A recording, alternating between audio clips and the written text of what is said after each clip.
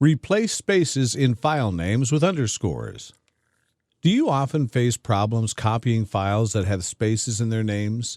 Do you often encounter errors while trying to move or delete files containing spaces? Replacing spaces with underscores could help avoid similar issues in the future. Fortunately, batch renaming files is much easier today than it was before. With a tiny utility called Easy File Renamer, you can batch rename your files in just a few clicks. What's Easy File Renamer? EFR offers several renaming patterns. You can add text, replace or remove text, add numbering to your files, and change text cases. Now, let's get back to the steps. Download Easy File Renamer. Click on the System Renamer tab. Add the files you want to rename. Select the Replace Text option from the drop-down box.